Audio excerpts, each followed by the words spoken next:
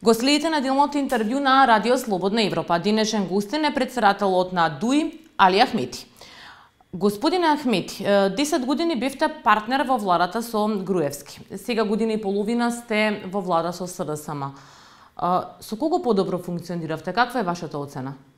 Për të bërë krahasime, mendoj që duhet të kaluaj një kohë më e gjatë për të qenë më objektiv, për të qenë më racional. Sepse nëse bëjmë një krahasim të përshpejtuar, sigurisht që mund të bëjmë edhe gabime, janë bërë punë të mira, të dobishme edhe në bashkëqeverisjen me zotin Gruevski, por janë bërë punë të mira edhe me partinë e zotit Zoran Zaev në mandatin 2002-2006. Dhe unë jam përpjek që të jem një bashkëpunëtor i sinqert për tema të rëndësishme. Стравувате ли од предистражните и стражните постапки кои што ги води СЈО против вас, ваши функционери? Më duket pak, se them, ofenduese, të thuash që unë friguhem nga hetimet, nga thonja apo zbulimi i së vërtetës. Ne kemi një vendim dhe më duhet të kërkoj dhe të lusë të gjithë ju mediumet që ta promovoni, që ta publikoni sa më shumë atë vendim të Bashkimit Demokratik për Integrim, atë vendim të cilin unë disa herë e kam promovu në mediume, që të hapet hetim nga viti 2002 deri në momentin që flasim ne tani për këtë program tuaj, sepse nuk duhet njerëzit të vendosen me shpatulla për muri, me akuza të pavërtetuara, me akuza të pa zbuluara në një proces të rregullt të gjyqësor. Unë nuk marr as në mbrojtje, as nuk amnestoj. Nëse dikush ka keq përdor besimin e dhënë nga Bashkimi Demokratik për Integrim, nëse dikush ka shkel besim e dhënë nga elektorati, të përgjigjet përpara organeve të drejtësisë, por me kusht që të mos ketë drejtësi selektive, të mos vendohet drejtësia në funksion të një grupi të caktuar apo për qëllime që unë nuk mund as ti zbërthej tani, po as edhe të jap detaje. Господин Ахмети, очекувавте ли вашиот поранешен коалицијски партнер Груевски да избега од државата? Tash, unë nuk dua të shpekuloj, por nuk kam menduar që ai do të largohet nga shteti, mirë po ai do të di arsyet më të forta përse është larguar. Како ја оценувате оваа негова постапка? Tash, çfarë të them,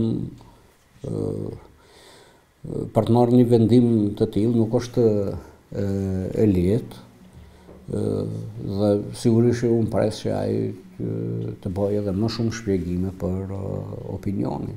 Господин Ахмети, каква е вашата оценка за работата на владата со оглед на тоа дека впечатокот во дел од јавноста е дека некои работи паднаа во втор план на сметка на решавањето на проблемот за името? Mendoj që ky opinion që ju e thoni edhe qëndron.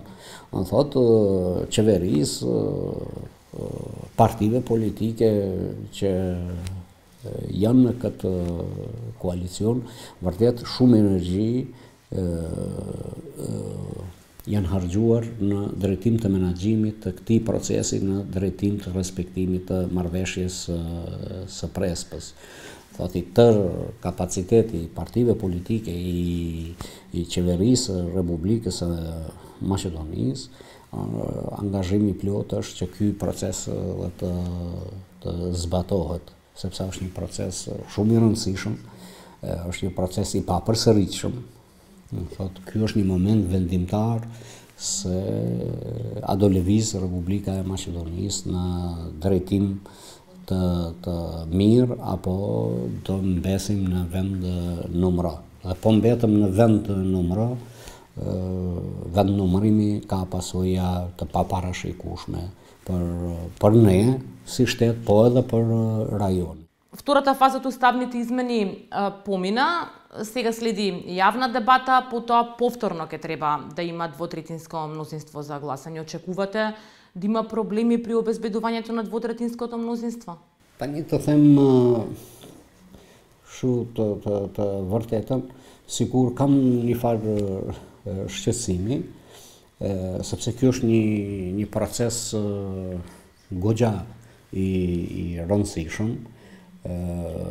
Frigohem që të mos lëndohet nga pakujdesitë e institucioneve, të mos krijohet ai opinioni se ky është një proces që veç është mbyllur, veç që ka përfunduar. Ky proces akoma është në zhvillim dhe duhet të gjitha institucionet shtetërore, ligjvënëse, ligjzbatuese të jenë të kujdesshëm ta ruajnë nga ndonjë inflamacion i jashtëm, sepse lehtësisht mund të dëmtohet imuniteti i këtij procesi. Што подразбирате кога велите сите институции да внимаваат на процесот? Mendoj që nuk mund të veçoj, por të gjithë institucionet kanë përgjegjësi për ta ruajtur imunitetin e procesit. E thash që në fillim, që nga organet shtetëdrejtuese deri tek organet ligjvënëse e ligjzbatuese. Të gjithë kemi përgjegjësi për ta ruajtur vazhdimsinë e procesit dhe procesi të qëndrojë i shëndetshëm në këmbë deri në përfundim. Мислите на некои приведувања што се случија по гласањето на уставните измени и на некои судски процеси што се водат? Unë thash që duhet të gjithë të jemi të kujdesshëm, përfshirë tani në fund edhe partitë politike. Дали при евентуална реконструкција на влада би смениле дел ваши министри, например вице-премиерот Хазбилика? Për tani ne kemi punë shumë të rëndësishme, akoma nuk kemi diskutuar as në nivel të partisë, po as edhe nuk kemi biseduar me kryeministrin zotin Zaev. Тетово е еден од најзагадените градови во Европа. Како ја оценувате работата на министерот за животна средина Садула Дураку во справувањето со аерозагадувањето? Unë jam duke përcjellë dhe angazhimin e zotit Duraku, po edhe të ekipeve brenda qeverisë së Republikës së Maqedonisë, sepse ndotja e ajrit është një shqetësim jo vetëm për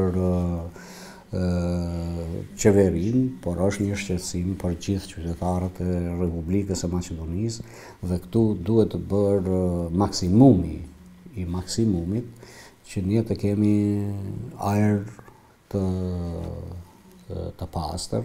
Mirë po këtu duhet patur parasysh që ky problem është goxha delikat, pa investime të caktuara, mund të them që edhe pa investime të mëdha. Ne nuk mund të arrijmë që të kemi ajër të pritshëm, ajër të cilën duhet ta thithim. На неколку месеци пред председателските избори повторно ја актуализиравте идејата околу консензуален кандидат за председател. Наидовте на разбирање за ова кај вашиот владин партнер SDSM? Mendoj që nuk jemi larg idesë që vendit I duhet një president konsensual, një president I marrëveshëm. Mirë po, akoma nuk kemi biseduar për detaje, dhe mendoj që në të ardhmen, pasi të mbyllim këto procese kaq të mëdha që i kemi, mund të flasim edhe për këtë temë, por ne parimisht i qëndrojmë atij parimi për cilin jo një herë, por disa herë jemi deklaruar që në të mirë të vendit, në dobi të vendit do të ishte sikur të kemi një figurë e cila na ofron dhe që jo që na ndan. Ви благодарам на одвоеното време. Faleminderit edhe për kohën tuaj. Тоа беше се во неделното интервју на Радио Слободна Европа, во кое гостин беше претседателот на ДУИ Али Ахмети. Довидување до следната недела.